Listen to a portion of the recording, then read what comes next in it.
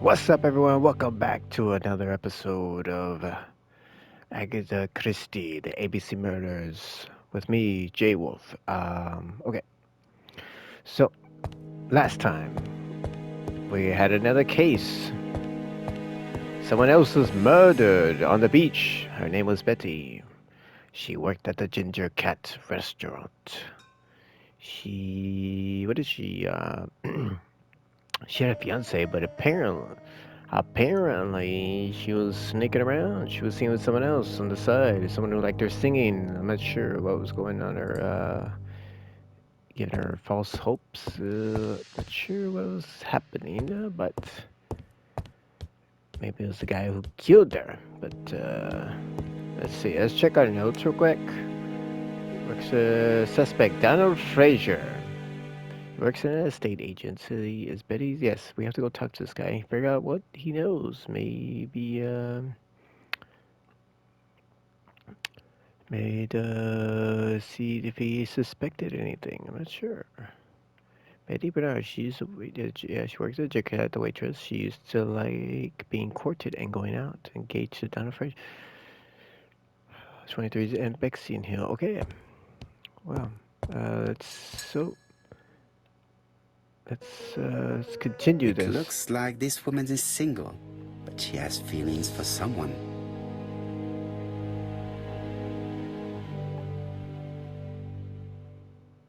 Eyes brimming with tears. Yes, for her sister. Betty and Donald. No wedding ring.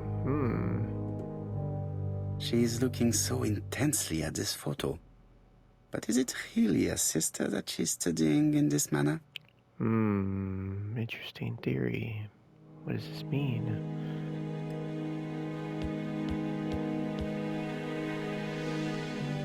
They made the perfect couple, am I correct? Yes, in a way. She was pretty and Well, he's a bright man, with a promising career ahead of him. He would have made Betty a good husband. He was always attentive and generous. Oh, a true gentleman. I hear a note of envy in your voice. You must have heard wrong. Did I? I think not. As if Donna was in love with Betty. As if Donna was in love with Betty. Donna was jealous. You have not mentioned Donald's jealousy. There's nothing to say. What do you mean?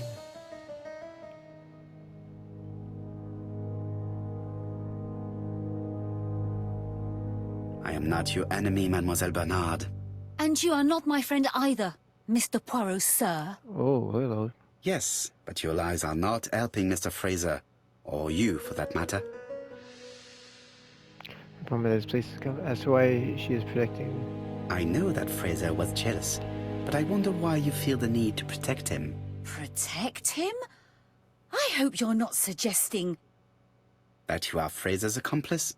There is nothing to suggest that, at least not yet. It would appear that your sister's murder is the second in a series that we have to stop as quickly as possible. The first was in Andover, and the same as your sister, the murderer sent me a letter informing me that a crime would be committed in that town. Now can I count on your honesty? Yes, you have my confidence, Mr. Poirot. That's right. Don is a quiet and sensitive young man. Slightly reserved, too. And as is often the case with reserved people, when he flew into a temper, he completely lost control. He could be so violent.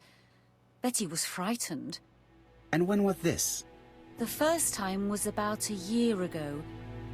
But they rowed more recently. Donald found out that Betty had lied to him.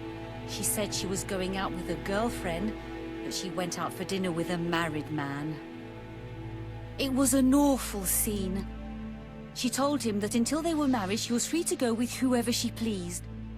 Donald turned quite pale and started shaking and kept saying one day... Well, he'd commit murder. Wow. As if Donald really could have killed as she feared. Do you think that is what happened? No, Mr. Poirot, I don't believe that. You yourself said he may be a recidivist madman.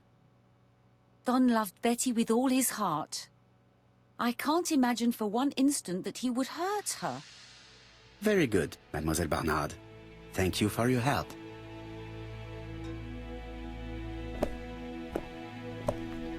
Fraser is at the Ginger Cat. The police haven't spoken to him, but they want to. Très bien, Hastings. Let's see him now. Yes, let's Au go revoir, talk to this mademoiselle. Fraser My guy. deepest condolences to your parents. Of course, Mr. Poirot. And don't be too hard on Don. He's more fragile than he looks. Oh, If you say so. I will get to the bottom of this. Let us now try and get our brain cells to work. We have some unanswered questions. What had Betty planned to do with her evening? Betty had probably planned to meet with someone that evening, yes? Betty was seen in other men as well as Donald.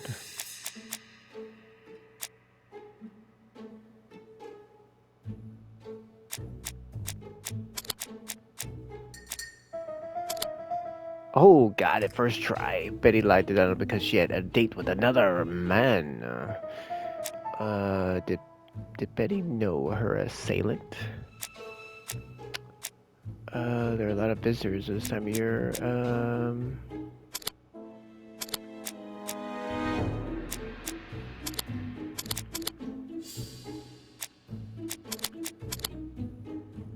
The victim has marks on her neck. The man seduced Betty before taking her to the beach where he strangled her. Let us now try and get our brain cells to work. What is Megan Bernard's behavior hiding? Megan. Betty was his...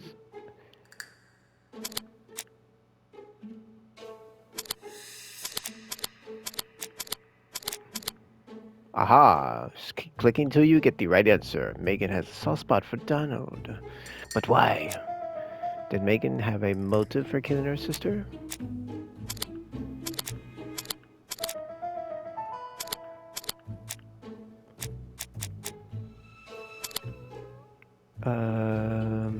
Megan was jealous of Betty. Oh, I believe she wanted Donald for herself, eh? Okay. So... Hastings always pays more attention when young women are being questioned. excuse me. Okay. Mr. Poirot, I don't like being stared at. If you have something to say, would you please say it to me? Yeah. You killed her, didn't you? I've finished with this subject. I finished with you. What? I want to listen to her record again. All right, let's go talk to this Fraser guy. Brendan Fraser. Or Fraser Crane. You've seen Fraser, Hastings. What is your feeling? He's a big chap. Fragile isn't exactly the word that springs to mind. I talked to his landlady before seeing him. She went to bed at 11. Fraser wasn't home yet. Bien. Megan Barnard said he is a reserved character but with a nasty temper. We will see if this is the case. Yes, we shall. All right, let's go talk to this guy. Hey, wait up, Hastings. Is there anything else to look at? I looked at that right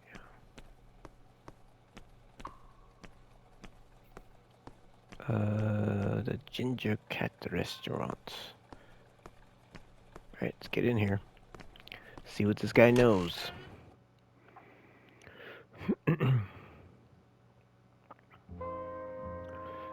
Oh yeah, I like this place. I like the music in this place. I'd eat here. I don't know if I said that in the last episode, but...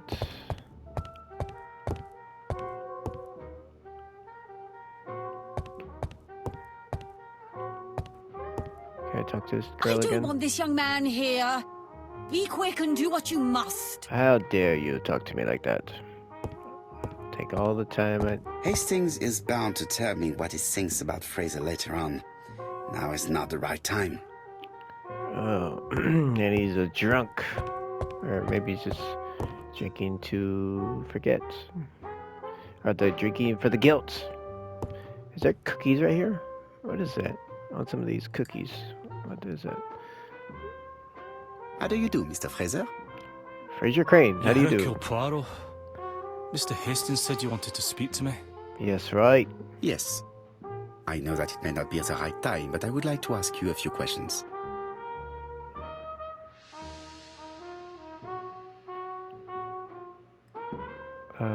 This man looks suspicious. He looks like he did something. Why is his fist closed like that? White Horse Whiskey.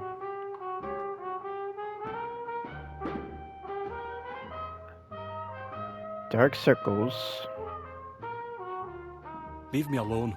Hey, I'm good and ready.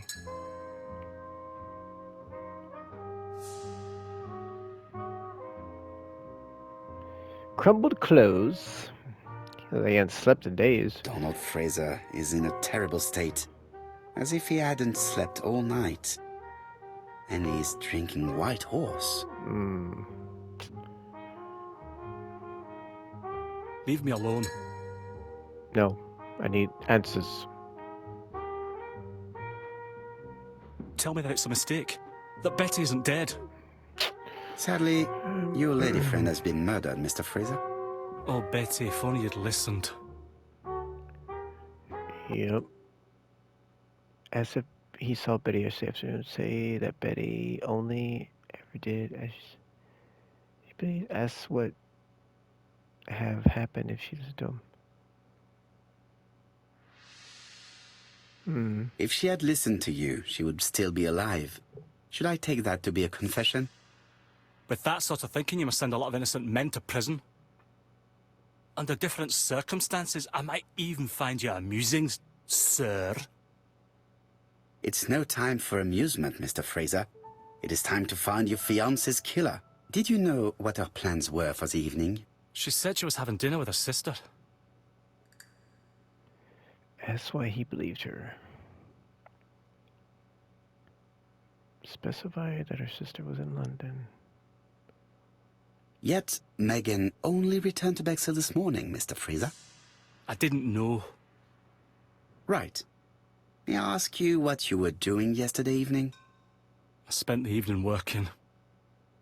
Your colleagues can confirm this? No, I often take work home with me. Point out that he doesn't have an alibi. Accuse him of lying, just like Betty.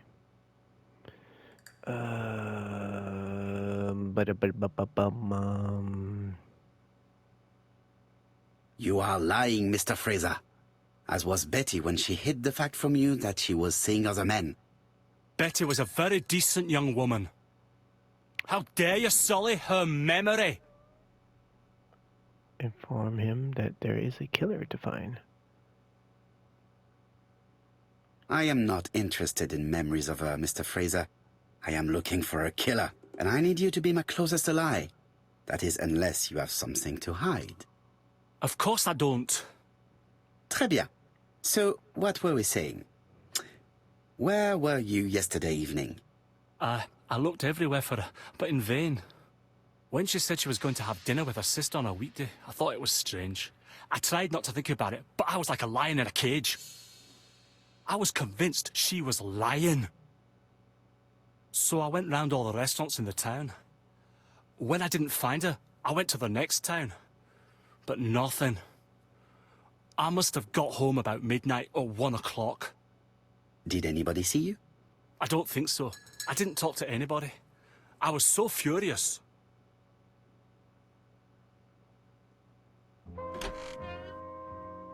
Ah, I knew I'd find you here, Poirot. All I right. thought the victim's young man was here. Yes, he is. Yes, is all yours, Chief Inspector.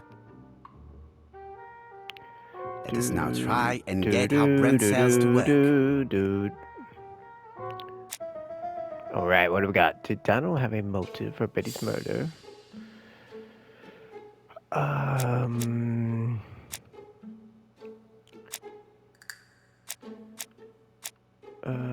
Two.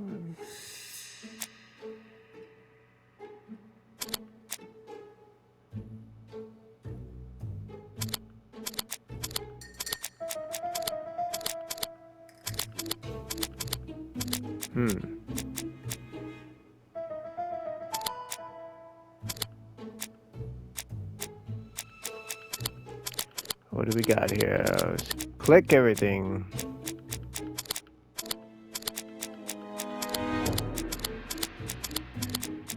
Okay.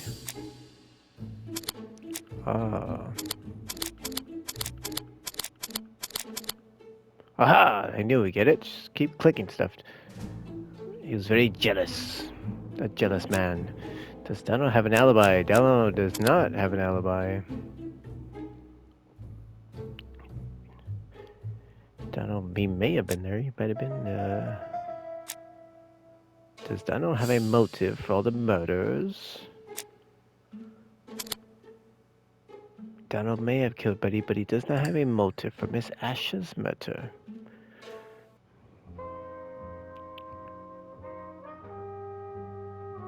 Return to the crime scene. Alright. Let me, No need to insist. I will certainly have the opportunity to question him again. What about her? Does she have something to say?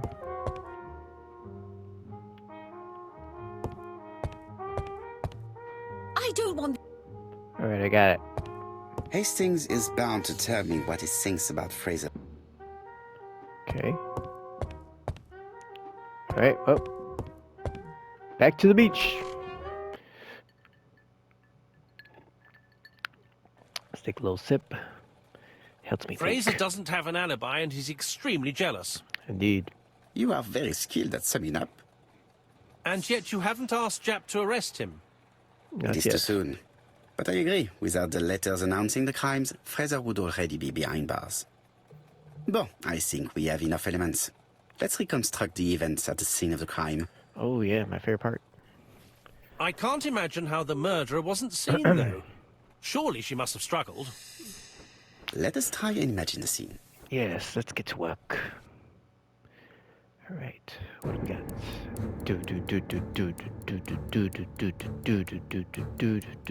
The killer and the victim are walking on the beach. Miss Betty has a bag, a belt around her waist, and carries her shoes in her hand. Both of them walk slowly to hut number 5.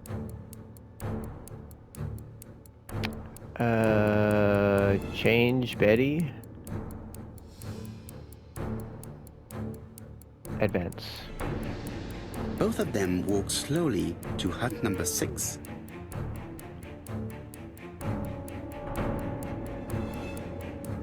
Miss Betty enters the hut.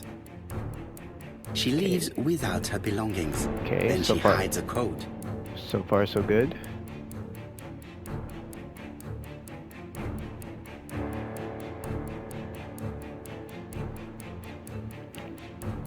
Um,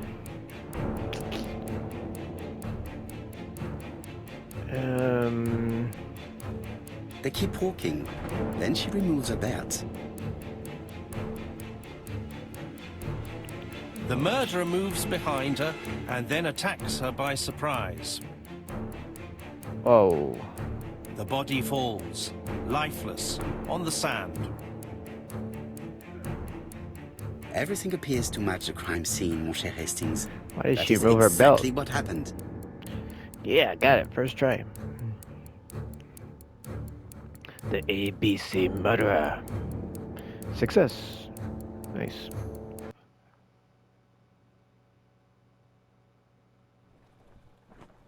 Without the ABC, we might have suspected Mr. Asher and Mr. Fraser.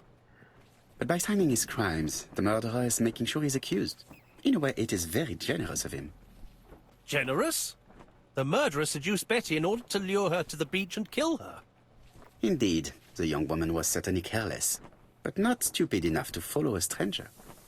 What are you planning to do, Poirot? Return to London, mon cher Hastings.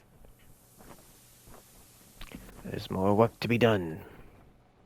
Go back to London. Ah, poor Betty.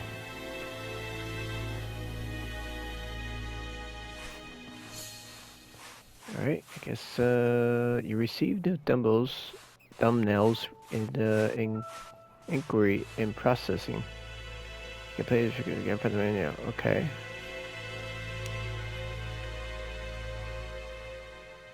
Did all these, right? Check our journal. He works at the state. He's Betty's fiance. He has no alibi for the evening of the murder. He was jealous and quick temper. He likes White Horse whiskey. Has Ella's friends, Asha. Megan, 20 years old, says Betty. She works alone. She's very fond of his sister. Although she not approve of how she behaved towards Donald Fraser. Right. Cool. Wait, what was the last one? Go back to London. Got it. Almost done with chapter 2.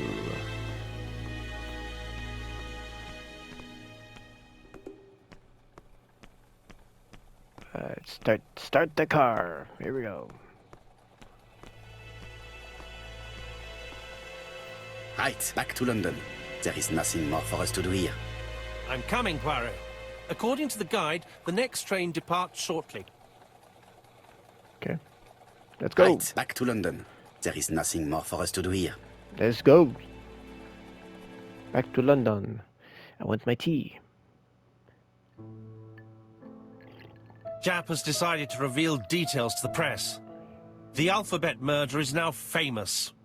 It is not a bad idea. The more people who know, the greater our chances of finding out something of interest. Poirot, I have a bad feeling.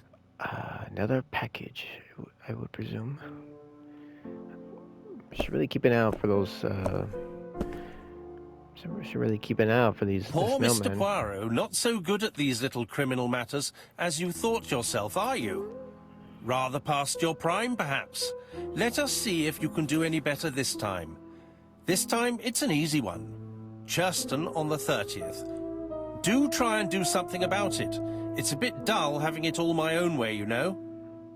Good hunting. Ever yours, ABC. What a weirdo. Good hunting. Did you hear that, Poirot? The murderer seems to be taking it all as a game, a challenge. He will strike on 30th in Churston. We must warn Scotland Yard.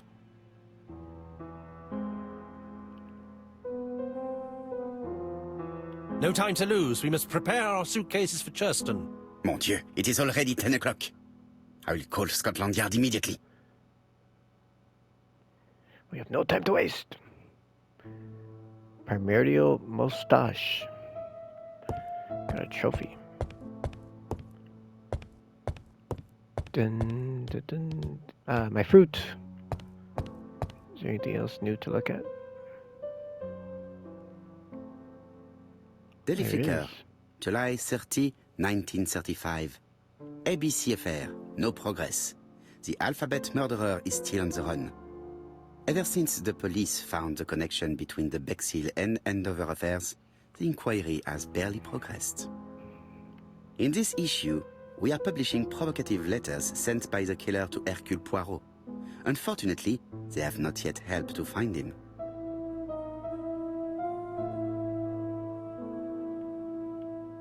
Okay. Daily Flicker, July the 26th, 1935. The Bexhill Horror. Young maid strangled on the beach. Killer struck at midnight.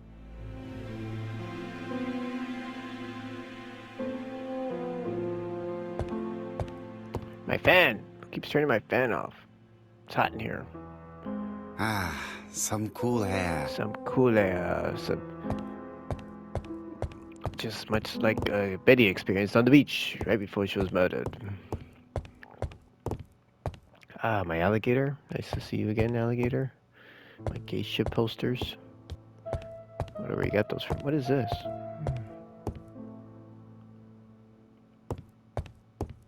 Oh, I thought it was like a cupboard or something. Fix my hair, my moustache.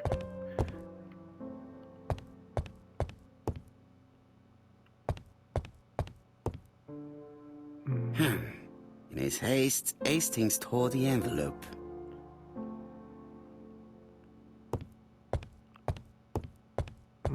Evidence, perhaps?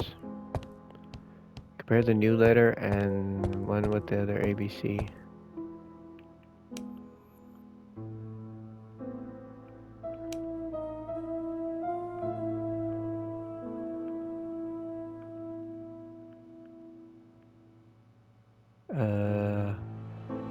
How do I do that?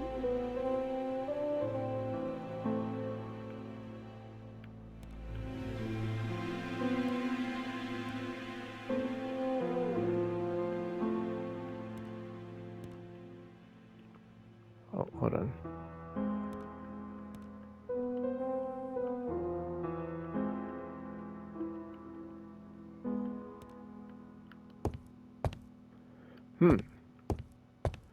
Hold on. Use.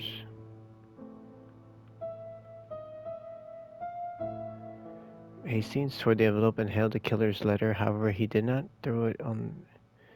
However, he didn't have to throw it on the ground.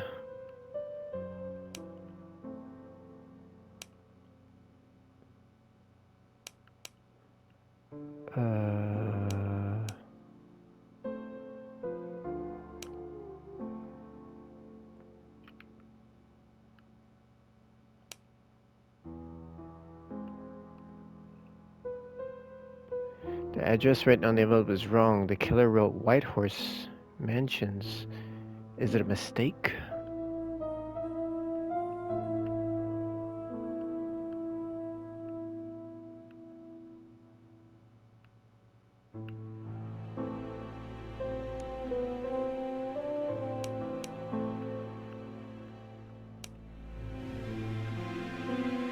Poor Mr. Poirot. Not so good at these little criminal matters as you thought yourself, are you? Rather past your prime, perhaps? Let us see if you can do any better this time. This time it is an easy one. Cheston on the 30th. Do try and do something about it. It is a bit dull having it all my own way, you know. Good hunting. Ever yours, ABC.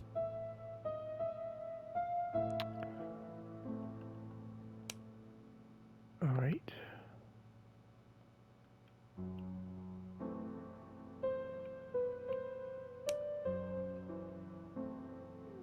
Compare the new letter with the other letters from ABC. So do it.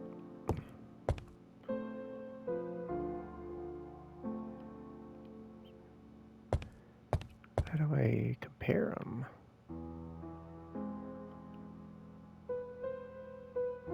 Poor Mr. Poirot. Not so good at this.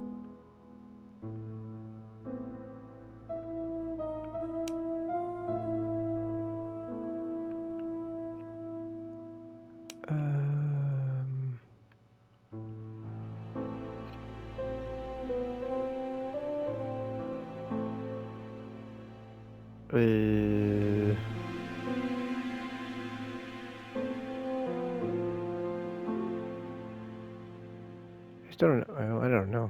Whatever. Oh, well, maybe I do this then. It is not a good time. What do you mean? Hello, chap. We received a new letter from ABC in the 10 o'clock post. Where and when? In Cheston. Today. Today?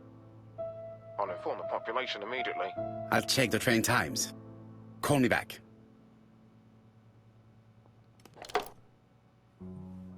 Okay.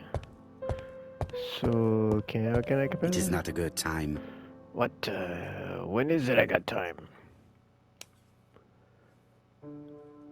I'm trying to compare the letters.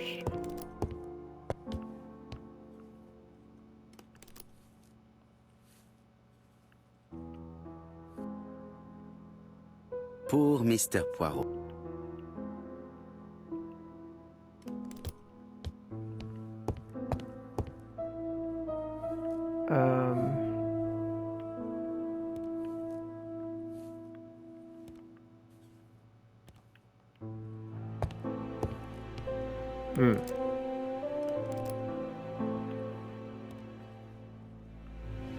Okay.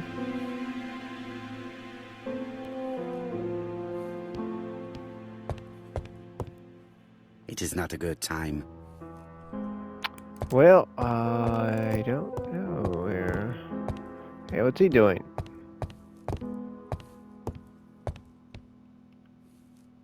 Hastings, what you are doing is an absolute disaster. That is no way to pack suitcases. Heavens, we must hurry. We have to get to Churston before the murder. Point out that order is. Hastings, order and method are always necessary, regardless of the circumstances. Okay, okay. I'll let you pack them. All the same, it really is a disgrace to leave your belongings in such a mess. Indeed. Look at all these fat. He's not the master packer. Who's this? Who packed this suitcase? Kevin McAllister? What's going on here? Voila. It only took a minute. See? Easy. Poirot, you were right. Yes, I was, wasn't I? I've just consulted the ABC guide. There's no hurry. The next train doesn't leave till 11:45. You see, there is no need to hurry. We will not be in Churston until tomorrow morning, after the murder. But why has the murderer warned us so late? It's not what he usually does. Did he do it on purpose? Very good question, Hastings. We should also compare the letter we have just received with the other two, although I have very little doubt about what we will find. Okay, so now I can compare the letters. Correct? What is that?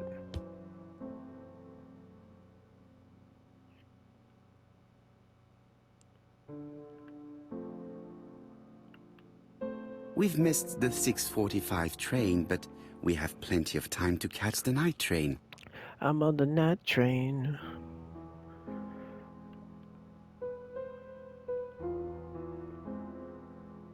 Hastings hunting. Hastings' photo album. He is very proud of his bag. A little too proud.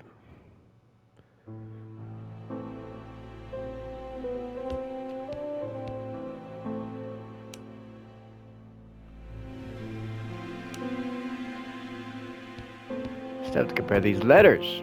Okay.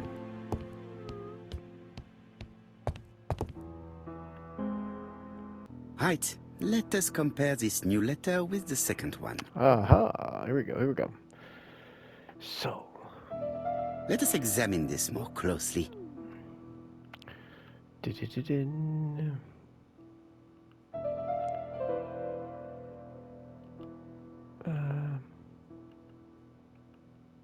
Oh, Certain characters in the two letters may have similar defects.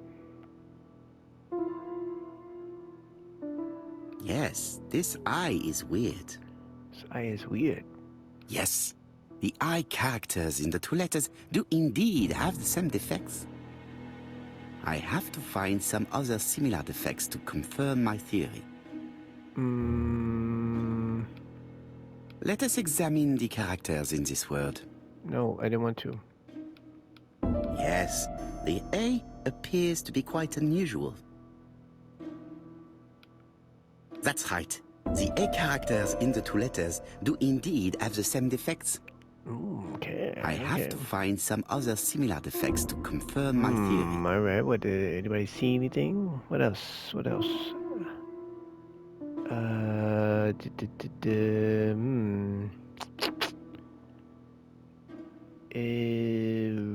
What else looks weird? There's B. Let us examine the characters in this word.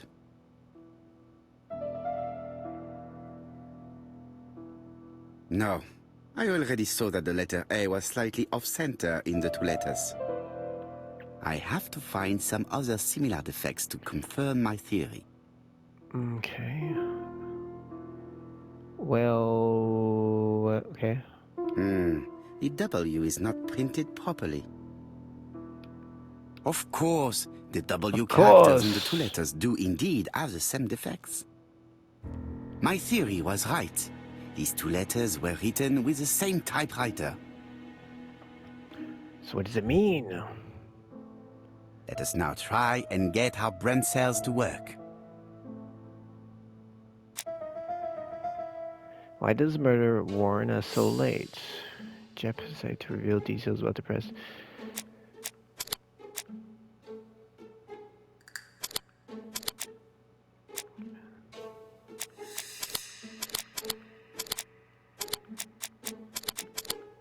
Aha, the letter arrived late because of the error in the address. The letter should have arrived in time. The postmark shows that it was sent 3 days ago. However, our man made a mistake in the address, which explains the delay. All the same, the post office took their time correcting the error.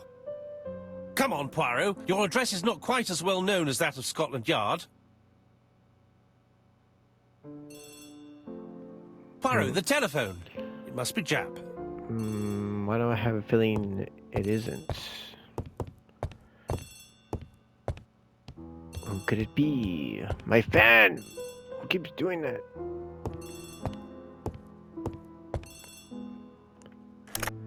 I have some news from Churchton. Bad news, I'm afraid. Ah, Sir great. Carmichael Clark was murdered while out on his evening Great. walk. Sir Carmichael Clark. The name is familiar to me. He was a famous throat specialist, one of the best in London. A wealthy man, he retired to Combside, a beautiful house by the sea. He collected antiques. Are you going there? Yes, let's meet on the train. Let's meet on the train, mate. That's Australian. London, Churchton. That was fast. Ah, here we are. Examining the crime scene. That guy that kills this dude quick.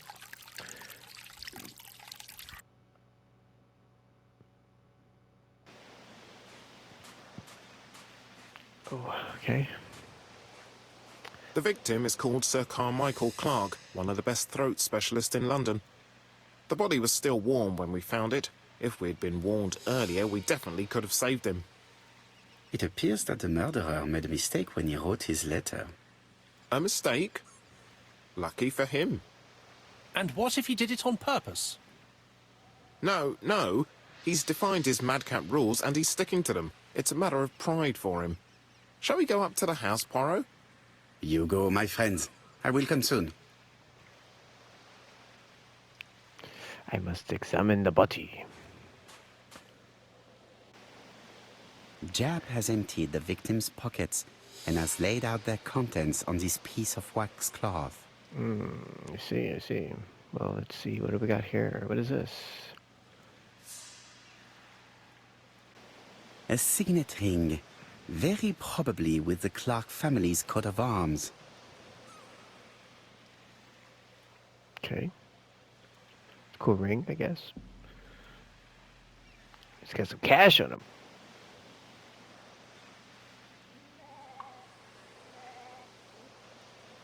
Is that a sheep? What is that? Nothing appears to be missing from this wallet. Didn't take his money, just killed the man. Not just kill a man. Nice watch. An oriental dragon.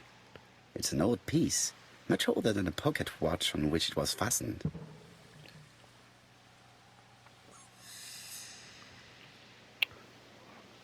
Alright, what's this? Item number 4. A key. Key to what?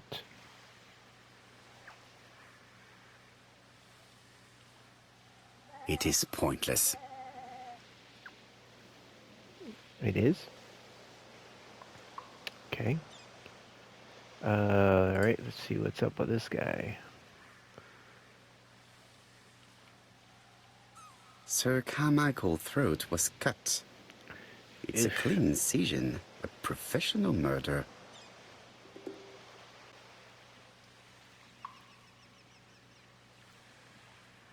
The ABC book. Ooh, blood all over this book. Okay. An ABC guide. The murderer's customary signature, covered in blood this time. What could it mean? Apart from the wound to the throat, the body is untouched. No cuts, no bruises.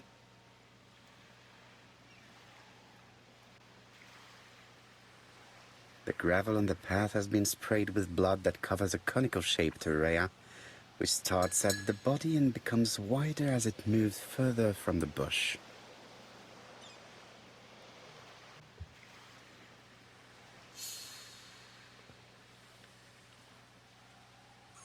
Okay, our objective: examine the crime scene. A retired doctor specializing in throat and lung conditions. Ironic, he was killed by the throat. Okay, is there anything? What it is? The body is just in front of a bush. One of the only bushes in the surrounding area.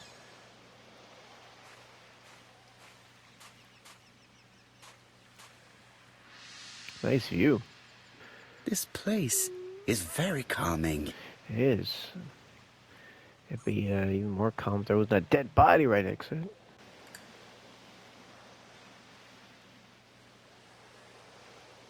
Rabbit hole.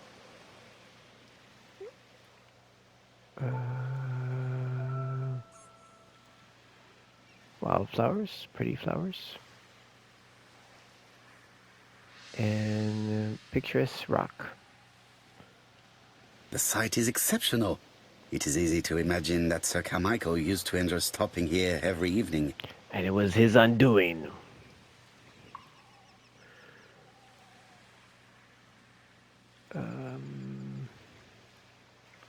What's this? The vegetation behind the bush has been trampled. Let us now try and get our brain cells to work. Alright, let's do it. What was Sir Carmichael's position when he was killed?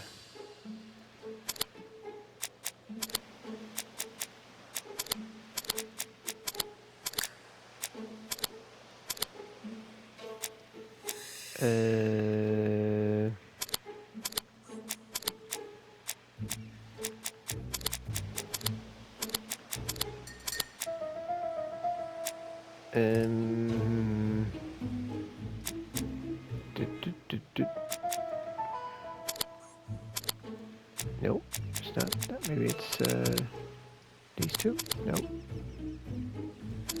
Maybe it's... Aha! Got it. Sir Michael's had his back to the bush. Sir Carmichael had his back to the bush when the killer cut the throat from behind. A fatal blow that sprayed blood over a range of more than 1 meter. Let us now try and get our brain cells to work. What else did Sir Carmichael see his murderer?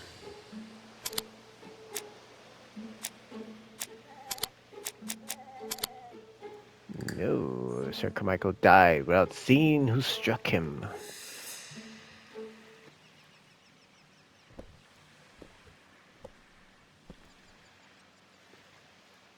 Have you finished, Poirot? Chief Inspector, For many now. questions remain unanswered, but I am certain of one thing. The murder was was carefully planned. It's an opportunist. The killer is a daring opportunist. He met Sir Carmichael at nightfall on this deserted path and took advantage of the situation. Impossible. You forget the trampled grass behind the bush. Ah, c'est vrai. It proved that he was waiting for his victim. Quite right. He must have known Sir Carmichael's movements well to plan such an attack. Death could be the motive of the murder. The murder was very violent. The murderer struck with terrible savagery. Yes, blood flowed. It's the first time he's attacked a man. He armed himself accordingly. Have you spoken to the victim's family, Chief Inspector? I've spoken to the brother, Franklin Clark. I didn't get much out of him. He's yours. I must get the body removed. Yes. So I can enjoy this beautiful view. This he's ruining it. I had better go up to campsite. All right, we're gonna go up to campsite next time. Cause I'm ending the episode. Thank you guys so much for watching, and we're gonna end this off on sort of a cliffhanger. A little short episode, but the next time we're gonna go up to campsite. I don't know what that is. Probably a building of some sort. I really like this view. Wasn't for this body here. But yeah, next time we're gonna go talk to some people and find out exactly what happened. And stop staring at me, Professor. Or yeah, whatever your name is, Jap, Professor Jap. Thank you guys so much for watching. Let me know what everything like about this episode, or what you think. Who's the killer? Anybody have any theories? What's going on? Let me know. Maybe I know. I don't know. Maybe I don't know. Who knows? Nobody knows. Anyways, thank you guys so much for watching, and I will see you on the next episode. For now, take care. Have a great day, and I'll see you next time. Bye bye.